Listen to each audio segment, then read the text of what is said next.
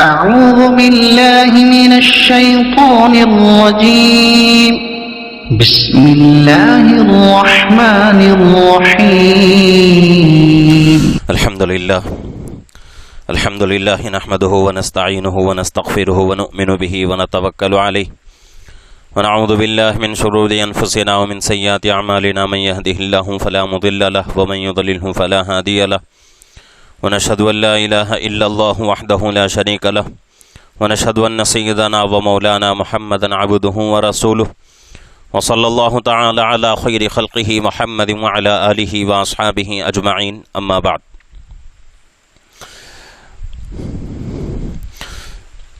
الحمدللہ حدیث شریف کا سلسلہ جاری ہے. گزشتہ مجلس میں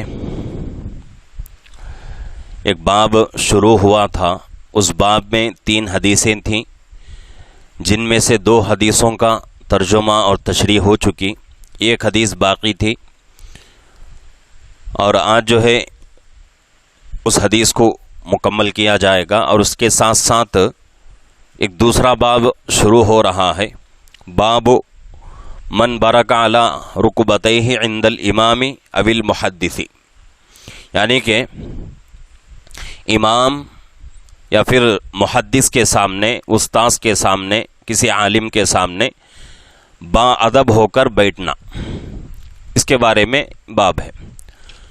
لیکن پچھلا جو باب چل رہا ہے جس میں 2 حدیثیں مکمل ہوئی، ایک حدیث باقی ہے، وہ حدیث بھی اور آگے جو باب ہمارے سامنے آ رہا ہے اس باب کی حدیث دونوں بھی جو ہے ایک ہی ہیں، دونوں میں جو ہے کوئی فرق نہیں ہے.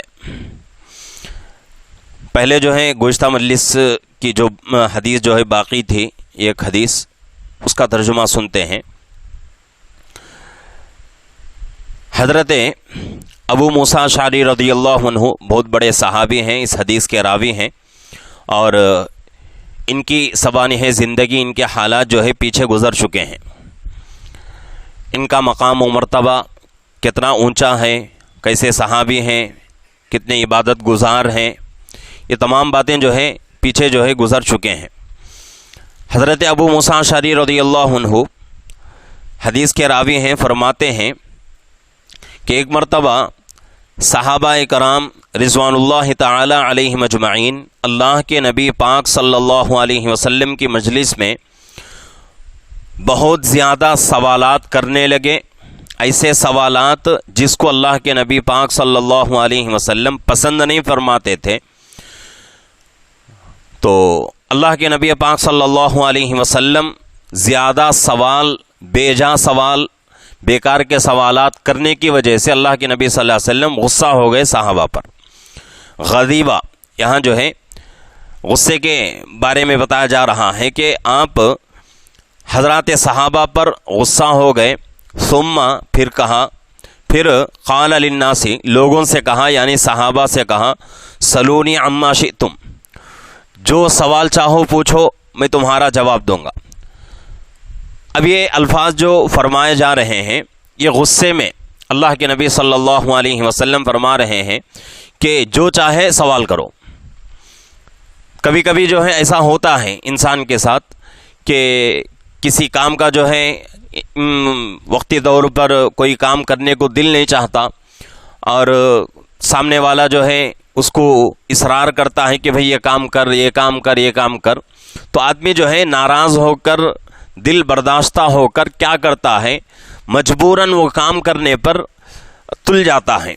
تو یہی واقعہ جو ہے اس وقت پیش آ رہا ہے کہ اللہ کے نبی صلی اللہ علیہ وسلم سے بیجا سوالات ہو رہے تھے صحابہ کی طرف سے. تو حضرات صحابہ پر اللہ کے نبی صلی اللہ علیہ وسلم غصہ ہو گئے. غصے میں فرما رہے ہیں سلونی عما شئتم، تم جو چاہے سوال کرو، میں تمہارے سوال کا جواب دوں گا. فقال رجل من ابی، ایک صحابی اٹھتے ہیں، سوال کرتے ہیں کہ اللہ کے نبی میرے باپ کون ہیں؟ قال ابوک حذافہ، اللہ کے نبی صلی اللہ علیہ وسلم ان کے سوال کا جواب دیتے ہیں کہ تمہارے باپ حذافہ ہیں. فقام آخر، ایک دوسرے صحابی کھڑے ہوتے ہیں. فقال من ابی یا رسول اللہ، میرے باپ کون ہیں بتا دیجئے. قال ابو کا سالم مولا شیبتا. تو اللہ کے نبی صلی اللہ علیہ وسلم فرماتے ہیں تمہارے باپ شیبہ کے آزاد کردہ غلام سالم ہیں. فلما رآ عمر، حضرت عمر رضی اللہ عنہ کھڑے ہو گئے اور اللہ کے نبی صلی اللہ علیہ وسلم کے چہرے پر غصے کے آثار محسوس کر لیے. فرمانے لگے یا رسول اللہ انا نتوب الی اللہ عز وجل، ہم اللہ رب العزت سے ان سوالات کے بارے میں توبہ کرتے ہیں. یہ حدیث جو ہے گزشتہ جو مجلس میں 2 روایتیں ہمارے سامنے آئی تھیں اور جس باب کا تذکرہ ہوا تھا اس باب کی یہ آخری حدیث ہے. اب یہاں جو ہے اس کی میں پوری تشریح نہیں کروں گا، اس لیے کہ اب جو باب شروع ہو رہا ہے باب من بارک علی رکبتیہ عند الامام ابی المحدث، اس باب میں بھی یہی حدیث آ رہی ہے. تو وہ حدیث بھی اس کا ترجمہ سن کر پھر جو ہے تشریح کروں گا. یہ باب جو ہے حضرت امام بخاری رحمۃ اللہ علیہ لا رہے ہیں امام کے سامنے، محدث یا کسی جو ہے استاذ یا کسی جو ہے عالم کے سامنے با ادب ہو کر بیٹھنا. اب اس کے حدیث کے راوی حضرت انس بن مالک رضی اللہ عنہ ہیں. اب یہاں جو ہے اشکال ہو سکتا ہے کہ بھئی پہلے حدیث کے راوی حضرت ابو موسیٰ اشعری رضی اللہ عنہ اور وہی حدیث پھر دوبارہ آ رہی ہے اور یہاں جو ہے حضرت انس بن مالک رضی اللہ عنہ راوی ہیں، روایت کر رہے ہیں. یہ کوئی جو ہے اشکال نہیں ہے. ایک مجلس میں کئی صحابہ ہوتے تھے اور ایک روایت پورے صحابہ سنتے تھے اور پورے صحابہ میں کبھی کبھی جو ہے پورے صحابہ روایت کو نقل کرتے تھے، کبھی کبھی جو ہے اس روایت کو کچھ صحابہ روایت کرتے تھے. تو اس وجہ سے اس مجلس میں ایسا بھی ہو سکتا ہے کہ وہ حضرت ابو موسیٰ اشعری رضی اللہ عنہ بھی موجود ہوں اور اسی مجلس میں حضرت انس بن مالک رضی اللہ عنہ بھی موجود ہوں، دونوں جو ہے اپنے طور سے روایت نقل کر رہے ہیں. تو یہاں جو ہے اشکال نہیں ہو سکتا اس بات کو لے کر. اب حضرت انس بن مالک رضی اللہ عنہ فرماتے ہیں کہ اللہ کے نبی صلی اللہ علیہ وسلم ایک مرتبہ بے جا سوالات سے پریشان ہو گئے. فقام عبداللہ ابن حذافہ، حضرت عبداللہ ابن حذافہ رضی اللہ عنہ کھڑے ہو گئے. فقال من ابا، سوال کرنے لگے کہ اللہ کے رسول میرے والد کون ہے؟ قال ابو کا حذافہ. تو اللہ کے نبی پاک صلی اللہ علیہ وسلم جواب دے رہے ہیں کہ تمہارے باپ حذافہ ہیں. اب حذافہ کے بیٹے کون ہیں؟ حضرت عبداللہ رضی اللہ عنہ. حضرت عبداللہ ابن حذافہ رضی اللہ عنہ ہیں، اپنے باپ کے بارے میں سوال کر رہے ہیں. اللہ کے نبی صلی اللہ علیہ وسلم نے جواب دے دیا.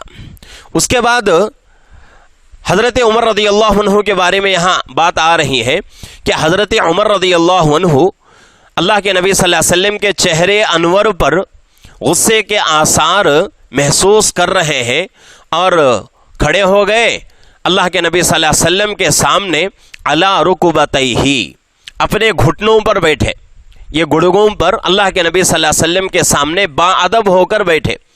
بیٹھ کر فقال، فرمایا رضینا باللہ ربا، اے اللہ کے نبی صلی اللہ علیہ وسلم ہم اللہ کو اپنا معبود اور وبالاسلام دینا، اسلام کو اپنا دین، وبی محمد صلی اللہ علیہ وسلم نبیّا، آپ کو اپنا نبی مان کر ہم جو ہے راضی ہو چکے ہیں. ثلاثاً فسکتا، یہ الفاظ حضرت عمر رضی اللہ عنہ 3 مرتبہ ارشاد فرما رہے ہیں. یہ جو دعا ہے اس کے بارے میں پہلے جو ہے عرض کر دوں. اس میں جو ہے 2 روایتیں ہمیں ملتی ہیں. ایک ہے رضیت باللہ ربم وبالاسلام دینم وبمحمد نبیّا، اور ایک روایت رضینا باللہ ربم وبالاسلام دینم وبمحمد نبیّا. دونوں میں کوئی فرق نہیں ہے، صرف ایک لفظ کا فرق ہے. ایک روایت میں رضیتو ہے اور ایک روایت میں یہاں جو ہمارے سامنے روایت آ رہی ہے رضینا ہے. رضیتو کا مطلب میں راضی ہو رہا ہوں، رضینا کا مطلب ہم سب راضی ہو رہے ہیں. اتنا سا فرق ہے صرف. اور یہ دعا جو ہے صبح شام کی مسنون دعاؤں میں اس کا جو ہے اہتمام کرایا جاتا ہے کہ اس دعا کو صبح کی نماز کے بعد اور مغرب کی نماز کے بعد 3 مرتبہ پڑھا جائے. یہ جو ہے ہمارے اکابرین کے وظائف میں موجود ہے اور اس کو جو ہے مسنون دعاؤں میں شمار کیا گیا ہے. تو اس لیے اس دعا کا اہتمام رکھیں. رضیت باللہ، ہم جو ہے اکیلے پڑھ رہے ہیں تو یہ پڑھنا ضروری ہے. رضیت باللہ ربا وبالاسلام دینا وبمحمد نبیا صلی اللہ علیہ وسلم. اگر ہم مجمع میں ہیں، مجمع کے ساتھ اگر ہم پڑھنا چاہتے ہیں تو اس وقت ہم کو یہ الفاظ پڑھنا پڑے گا، رضینا باللہ ربا. اب یہ بات جو آ گئی تو ایک اور جو ہے مصلحت آپ حضرات کو سنا دو کہ جو بھی امام امامت کرتا ہے اور یا پھر جو ہے کسی جو ہے دعا کی مجلس میں کوئی دعا کرنے والا ہے، فرض نماز کے بعد امام جو ہے دعا کرتا ہے، اور اسی طریقے سے کبھی کبھی جو ہے دعا کی مجلس میں ہم لوگوں کو بیٹھنے کا موقع ملتا ہے کسی بھی مجلس میں ہو، تو اس وقت دعا کرنے والے کے لیے بھی اور اسی طریقے سے جو امام نماز پڑھا رہا ہے وہ دعا کر رہا ہے نماز کے بعد، اس کے لیے بھی یہی جو ہے بتایا گیا ہے کہ دعا کے اندر متکلم کے صیغے استعمال نہ کریں. یعنی واحد متکلم کے جو صیغے ہوتے ہیں اپنے طرف اپنے لیے صرف دعا نہ کریں. جیسا کہ رضیت باللہ ربا، یہاں جو ہے میں دعا اگر کیا رضیت باللہ ربا وبالاسلام دینا وبمحمد نبیا، تو اس کا مطلب یہ ہوگا کہ اللہ میں رضیت باللہ ربا، تجھے اپنا رب سمجھ کر، دین کو اپنا اسلام اور نبی محمد صلی اللہ علیہ وسلم کو اپنا نبی مان کر میں خوش ہو گیا.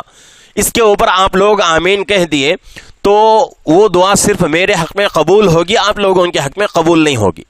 تو اسی لیے جو ہے یہ نقطہ بتایا گیا ہے امام کے لیے اور کسی بھی جو ہے دعا کرنے والے کے لیے مجلس میں کہ وہ صرف واحد کا صیغہ جو ہے استعمال نہ کرے، جمع کا صیغہ استعمال کرے.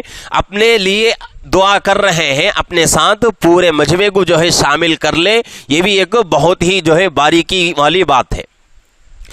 تو یہاں جو ہے کوئی جو ہے لمبا چوڑا جو ہے اختلاف نہیں ہے، صرف صیغے کا اختلاف ہے کہ اگر کوئی آدمی انفرادی طور پہ دعا کر رہا ہے رضی تو کہے، جماعت کے ساتھ اگر دعا کی جا رہی ہے تو رضی نہ کہے.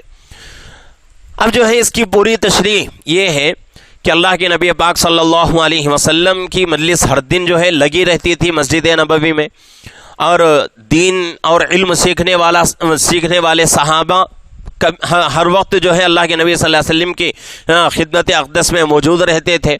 پیچھے بھی جو ہے حدیث گزری ہمارے سامنے کہ صحابہ جو ہے باری باری علم حاصل کرتے تھے، یعنی کہ 2 صحابہ جوڑی بنا لیے تھے. ایک صحابی آج اللہ کے نبی کی خدمت میں رہتے تھے، دوسرے صحابی کام پر چلے جاتے تھے، اور جتنی چیزیں سننے کو سیکھنے کو ملتی تھیں اپنے ساتھی کو یہ صحابی جو ہے سنا دیتے تھے شام میں. دوسرے دن وہ صحابی جو کام پر گئے تھے آج وہ صحابی اللہ کے نبی صلی اللہ علیہ وسلم کی خدمت میں رہتے تھے اور دین اور علم حاصل کرتے تھے، مسائل سیکھتے تھے، تفسیر سیکھتے تھے، اور جتنی چیزیں سیکھ لیے وہ پوری باتیں جو ہے شام میں اپنے ساتھی کو بتا دیتے تھے. تو یہ جو ہے صحابہ کا معمول تھا. اور کچھ صحابہ وہ تھے جو جن کا کوئی گھر نہیں، در نہیں، کوئی جو ہے مشغلہ دوسرا نہیں، وہ صحابہ ہر وقت اللہ کے نبی صلی اللہ علیہ وسلم کی خدمت اقدس میں موجود رہتے تھے. جیسے حضرت ابو ہریرہ رضی اللہ عنہ، حضرت ابو ہریرہ رضی اللہ عنہ دوسرے کبار صحابہ کے اعتبار سے چھوٹے صحابی ہیں. جیسا کہ حضرت ابو بکر رضی اللہ عنہ سب سے پہلے صحابی ہیں. اللہ کے نبی پاک صلی اللہ علیہ وسلم پر نبوت آئی، نبوت آنے کے بعد سب سے پہلے ایمان میں داخل ہونے والے صحابی اور صحابی کے مقام کو پہنچنے والی اگر کوئی شخصیت ہے تو وہ حضرت ابو بکر رضی اللہ عنہ ہے. قرآن حضرت ابو بکر رضی اللہ عنہ کی تعریف کر رہا ہے. غار کے بارے میں قرآن جس کی تعریف کرے، اللہ کے نبی صلی اللہ علیہ وسلم جس کی تعریف کرے، اللہ کے طرف سے جن صحابی کو سلام عرض کیا جائے، فرشتوں کے طرف سے سلام بھیجا جائے، تو واقعتاً وہ صحابی جو ہے بہت ہی اونچے ہوتے ہیں. تو حضرت ابو بکر رضی اللہ عنہ بہت اونچے صحابی ہیں، لیکن حضرت ابو بکر رضی اللہ عنہ کی اتنی روایتیں نہیں ہیں जितनी हज़रत अबू हुरैरा रज़ी अल्लाह अन्हु की मिलती हैं। दूसरे सहाबा जैसा कि हज़रत उमर रज़ी अल्लाह अन्हु, हज़रत उस्मान गनी, हज़रत अली और हज़रत अबू तलहा अंसारी, और इसी तरीके से हज़रत साद, हज़रत सईद और हज़रत अबू उबैदा इब्नुल जर्राह, ये ऐसे सहाबा हैं जिनके कुछ काम रहते थे, बड़े सहाबा हैं। और जितने नाम मैंने जो है ज़िक्र किया है, ये तमाम सहाबा जो है अशरे मुबश्शरा में इनका शुमार है, लेकिन इसके बावजूद भी इनकी रिवायतें कम हैं। वजह क्या थी कि सबके घर बार थे, सबके बीवी बच्चे थे, तो इसलिए उनको जो है अपना घर बार भी चलाना था और दीन भी सीखना था, इल्म भी सीखना था, तो इसलिए उनकी रिवायतें कम। हज़रत अबू हुरैरा रज़ी अल्लाह अन्हु और ऐसे कुछ सहाबा जो है जिनका कोई घर नहीं, बाहर से आए हुए थे, अल्लाह के नबी सल्लल्लाहु अलैहि वसल्लम के दरबार में रहते थे, अल्लाह के नबी सल्लल्लाहु अलैहि वसल्लम की खिदमत अक़दस में हर वक्त मौजूद रहते थे, तो उनके पास अल्लाह के नबी सल्लल्लाहु अलैहि वसल्लम की बताई हुई हर बात मौजूद होती थी। तो इतना जो है फ़र्क होता था। अब यहाँ जो है सहाबा बैठे हुए हैं और ऐसे सवालात सहाबा कर रहे हैं जिन सवालात को अल्लाह के नबी सल्लल्लाहु अलैहि वसल्लम पसंद नहीं करते थे। जैसा कि होता है आज भी कि अगर कहीं जो है कोई फ़िक़्ह की जो है मजलिस लग जाए मसाइल की, तो मजलिस में कुछ लोग बेकार के सवालात करते हैं और उस सवाल से उस मजलिस का कोई ताल्लुक़ नहीं रहता। बेजा जो है जिसको सवाल कहा जाता है, बेकार के सवालात बहुत सारे लोग करते हैं। आज भी जो है बहुत सारे लोग जो है फ़ोन वगैरह करते हैं मुझे, तो ऐसे ऐसे सवालात करते हैं, सवाल सुनकर ही मुझे हंसी आती है कि भाई ये भी कोई पूछने की चीज़ है। और कुछ चीज़ें ऐसी होती हैं जो दूसरों से पूछने की होती है लेकिन किसी और से पूछते हैं, तो ऐसा जो है होता है। और ये जो सवालात होते हैं, मैं तो समझता हूँ कि लोग जो है जानकर इस तरह नहीं करते, बस भूल कर या फिर जो है इस तरह समझते हैं कि भाई एक हमारे आलिम साहब हैं, एक हमारे इमाम साहब हैं, उनसे जो भी पूछेंगे हमें जो है कोई ना कोई रास्ता मिलेगा, ये समझकर सवाल करते हैं। तो इसमें जो है बहुत सारे बेकार के सवालात होते हैं। तो इसी तरीके से अल्लाह के नबी सल्लल्लाहु अलैहि वसल्लम से सहाबा जो है बेकार के सवालात कर रहे हैं, तो हज़रत अल्लाह के नबी पाक सल्लल्लाहु अलैहि वसल्लम को गुस्सा आ गया। गुस्से में हज़रत अल्लाह के नबी सल्लल्लाहु अलैहि वसल्लम ने फरमाया और पूछो, बेकार के सवालात और पूछो। तो ये जो है मतलब है अल्लाह के नबी सल्लल्लाहु अलैहि वसल्लम के कहने का कि तुम जो कुछ भी सवाल करोगे मैं जवाब दूंगा। तो इस पर कुछ सहाबा जो है, दूसरी रिवायतों में बात आती है, जो सहाबा दूर अंदेशी जिनके अंदर थी, यानी दूर की बातों को समझते थे, उनको महसूस हो गया कि भाई अल्लाह के नबी सल्लल्लाहु अलैहि वसल्लम हमसे नाराज़ हो गए। तो वो सहाबा क्या किए, कपड़े से अपने चेहरे को ढांक कर नीचे मुंडी, अपना सर जो है नीचे की तरफ झुकाकर रोने लगे कि आज हमने अल्लाह के नबी सल्लल्लाहु अलैहि वसल्लम को नाराज़ कर दिया। लेकिन कुछ सहाबा को ये बात समझ में नहीं आई। वो सहाबा सोचने लगे कि भाई अल्लाह के नबी इजाज़त दे रहे हैं, चलो सवाल कर लेते हैं। तो उसमें से एक सहाबी खड़े होते हैं, हज़रत अब्दुल्लाह रज़ी अल्लाह अन्हु, अपने वालिद के बारे में पूछते हैं कि अल्लाह के नबी मेरे वालिद कौन है। अब उनको अपने वालिद के बारे में अल्लाह के नबी को पूछने का मौका क्यों हुआ, नौबत क्यों आई? वजह इसकी ये है, दूसरी रिवायतों में बात मिलती है कि बहुत सारे लोग जो है उनके वालिद को लेकर उनको जो है उंगलियां दिखाते थे कि भाई तुम्हारे वालिद हुज़ाफा नहीं है, कोई दूसरा मर्द जो है तुम्हारा बाप है। तो ये जो है हज़रत अब्दुल्ला बिन हुज़ाफा रज़ी अल्लाह अन्हु को ये बात बहुत चुभती थी कि लोग जो है मेरा मजाक उड़ाते हैं और मेरे ऊपर जो है मुझे जो है तानो तशनी का शिकार बनाते हैं, मेरे ऊपर इल्ज़ामात लगाते हैं, मेरे बाप के बारे में बुरी बातें कहते हैं। तो इसलिए बात उनको बहुत दिनों से चुभ रही थी। तो अब जो है इत्तेफाक हुआ, अल्लाह के नबी ने फरमाया कि भाई जो भी सवाल करना चाहो करो। फ़ौरन खड़े हो गए, पूछने लगे कि अल्लाह के नबी मेरे वालिद कौन है। तो उसके ऊपर अल्लाह के नबी सल्लल्लाहु अलैहि वसल्लम ने जवाब दिया कि तुम्हारे बाप हुज़ाफा हैं। अब पहली जो रिवायत हमारे सामने गुजरी उसमें और एक सहाबी खड़े होते हैं और एक सहाबी खड़े होकर पूछते हैं कि ऐ अल्लाह के नबी मेरे वालिद का नाम क्या, मेरे वालिद कौन है, मेरे अब्बा कौन है। तो इनके बारे में तो कोई रिवायत मेरे जो है नज़र से नहीं गुजरी, लेकिन हो सकता है उनके बारे में भी लोग जो है इसी तरह बातें कहते होंगे। तो इसीलिए वो सहाबी भी जो है अपने बाप के बारे में पूछ रहे हैं।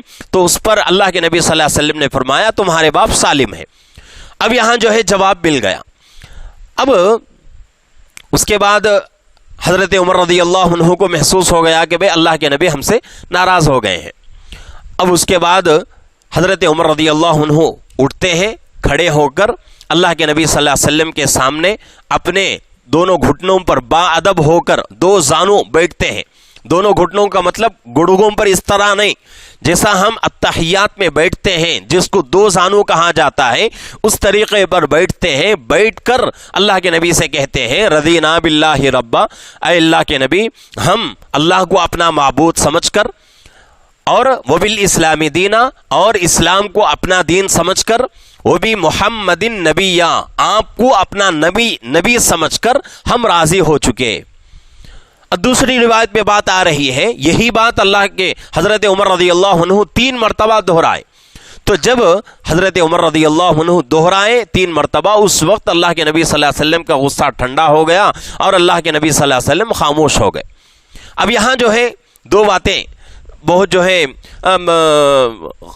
جس میں جو ہے ہم کو اشکال ہو سکتا ہے کہ بھئی ایک مجلس میں ایسے تو ہو نہیں سکتا کہ اللہ کے نبی اللہ رب العزت نے اللہ کے نبی کو غیب کا علم عطا کیا ہو۔ غیب کا علم اللہ نے اللہ کے علاوہ کسی کو عطا نہیں کیا۔ اللہ کے نبی کے پاس بھی غیب کا علم نہیں ہے، غیب کا علم صرف اور صرف اللہ کے پاس ہے۔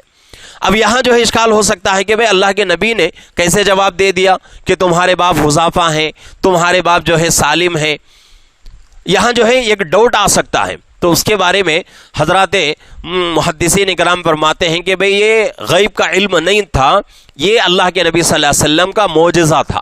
یہ اللہ کے نبی صلی اللہ علیہ وسلم کا معجزہ تھا، جیسے کہ دوسرے نبیوں کو اللہ رب العزت نے معجزات عطا فرمائے، تو ایسے ہی کچھ معجزات اللہ نے آپ کو بھی عطا فرمائے، جیسا کہ چاند کے 2 ٹکڑے کرنا۔ اور ایک مرتبہ ابو جہل ہاتھ میں کنکریاں لے کر آتا ہے، کہتا ہے کہ اے محمد اگر یہ بتا دو کہ میرے ہاتھ میں کیا ہے، اگر تم نے بتا دیا تو میں تمہارے اوپر ایمان لاؤں گا۔ تو اللہ کے نبی صلی اللہ علیہ وسلم فرماتے ہیں کہ ابو جہل کیا تم مجھ سے سننا پسند کرو گے یا تمہارے ہاتھ میں جو چیز ہے اس سے خود سننا پسند کرو گے؟ تو ابو جہل کہتا ہے چلو اسی سے جو ہے میں سن لیتا ہوں۔ تو اللہ کے نبی صلی اللہ علیہ وسلم فرماتے ہیں جو چیز تمہارے ہاتھ میں ہے اسی سے سوال کرو، وہ تم کو جواب دے دے گا۔ تو کنکریاں جو ہے کلمہ پڑھنا شروع کر دیتے ہیں۔ تو یہ جو ہے اللہ کے نبی صلی اللہ علیہ وسلم کو معجزات تھے۔ تو ایسے ہی ایک معجزہ یہ بھی کہ جب تک مجلس چل رہی تھی اس وقت تک وہ معجزہ تھا، اور وہ مجلس ختم ہو گئی تو وہ معجزہ بھی ختم ہو چکا۔ تو اس وقت اللہ نے معجزہ عطا فرمایا، تو معجزے کے طور پر اللہ کے نبی صلی اللہ علیہ وسلم فرما رہے ہیں کہ بھئی تمہارے ابا حذیفہ ہیں اور تمہارے ابا سالم ہیں۔ یہ جو ہے معجزے سے تعلق رکھتی ہے بات، غیب کے علم سے اس کا کوئی تعلق نہیں ہے۔ اگر غیب کا علم اللہ کے نبی کو عطا فرما دیا ہوتا اللہ نے، تو جو نقصان ہوا ہے اللہ کے نبی صلی اللہ علیہ وسلم کا، وہ نقصان ہرگز نہیں ہو سکتا۔ کیسے نقصان ہو سکتا جبکہ آپ کے پاس غیب کا علم ہوتے ہوئے؟ بہت سارے جو ہے آپ کا بہت سارے مقامات پر بہت سارے جو ہے سیرت آپ کی یہی بتاتی ہے کہ آپ جو ہے طائف میں گئے، کیسے مشکلات کا سامنا کرنا پڑا، غزوے احد میں آپ کو کتنی پریشانیاں ہوئی، کیسے جو ہے آپ کا آپ کا بدن جو ہے زخمی ہو گیا۔ یہ سارے جو ہے مصیبتیں کیوں آتے ہیں؟ اگر آپ کے پاس غیب کا علم ہوتا، غیب کا علم اگر ہوتا تو آپ وہاں تک جاتے ہی نہیں۔ اور بہت سارے صحابہ شہید ہو گئے جنگوں میں، اگر آپ کے پاس غیب کا علم ہوتا تو آپ جو ہے جنگ کے لیے صحابہ کو بھیجتے ہی نہیں۔ تو اس سے یہی پتہ چلتا ہے کہ غیب کا علم اللہ نے آپ کو عطا نہیں فرمایا۔ نبی صلی اللہ علیہ وسلم کے پاس بھی غیب کا علم نہیں ہے، لیکن جو باتیں اللہ کے نبی صلی اللہ علیہ وسلم نے آگے کی بتائی ہے وہ غیب کے علم سے تعلق نہیں ہے، بلکہ معجزات سے تعلق ہے۔ معجزے کے طور پر اللہ رب العزت نے آپ کو وہ باتیں بتلا دیں، تو اللہ کے نبی صلی اللہ علیہ وسلم نے وہی باتیں صحابہ کو بتا دیا۔ تو یہ جو ہے اس کا جواب ہے۔ اور اسی طریقے سے اب ایک دوسری بات ہم کو جو ہے سمجھنے کی ہے، وہ یہ ہے کہ صحابہ کی مجلس ہے، صحابہ کی مجلس میں دوسرے صحابہ غلطی کر رہے ہیں، اور معافی کون مانگ رہے ہیں؟ حضرت عمر رضی اللہ عنہ۔ کیا مناسبت ہے؟ بھائی حضرت عمر رضی اللہ عنہ سے غلطی نہیں ہوئی، اس کے باوجود بھی آپ جو ہے اللہ کے نبی صلی اللہ علیہ وسلم کے پاس آ کر معافی مانگ رہے ہیں۔ تو یہ جو ہے اونچے اخلاق کی ایک جو ہے علامت ہوتی ہے۔ آج بھی جو ہے کسی دوسرے آدمی سے جو ہے غلطی ہوتی ہے، بہت سارے لوگوں کو ہم دیکھتے ہیں غلطی ہوتی ہے تو دوسرا کوئی جو ہے اس کے گھرانے کا یا پھر جو ہے اس کے جو ہے دوستوں میں یا پھر جو ہے اس کے رشتہ داروں میں اعلان کرتا ہے کہ بھئی فلانا آدمی ہمارا اس نے یہ جو ہے غلط کام کیا ہے، غلط بات جو ہے اس نے کہا ہے، تو اس کے بارے میں معافی مانگ رہا ہوں۔ تو غلطی کوئی دوسرا آدمی کر رہا ہے اور اس کی جو ہے معافی کوئی دوسرا مانگ رہا ہے، تو یہ جو ہے اونچے اخلاق کی علامت ہوتی ہے، اور یہ اخلاق ہمارے اندر آنا بہت ہی ضروری ہے، اور اسی کو اکرام مسلم کہا جاتا ہے۔ اسی کو اکرام مسلم کہا جاتا ہے کہ بھئی کسی ساتھی سے غلطی ہو گئی، کسی ساتھی سے غلطی ہو گئی، اب جو ہے مجلس میں ہم لوگ بیٹھے ہوئے ہیں، اب وہ آدمی جو ہے اس کو احساس نہیں ہو رہا ہے کہ بھئی مجھ سے غلطی ہوئی، میں جو ہے غلط بول رہا ہوں، اب اسی مجلس میں کوئی جو ہے دوسرا آدمی ہے، وہ آدمی جو ہے اس کی طرف سے مجلس والوں سے معافی مانگ لے، تو یہ جو ہے اونچے اخلاق کی علامت ہوتی ہے، اور اس کو جو ہے اکرام مسلم میں شامل کیا جاتا ہے۔ تو یہ جو ہے دو روایتیں ہمارے سامنے آئی ہیں، تو ان دو روایتوں کا خلاصہ مفہوم یہ ہے کہ اگر کسی جو ہے یہاں جو ہے امیر کا لفظ آ رہا ہے، امیر کے سامنے، محدث کے سامنے باادب ہو کر بیٹھنا۔ امیر کا مطلب کون ہے؟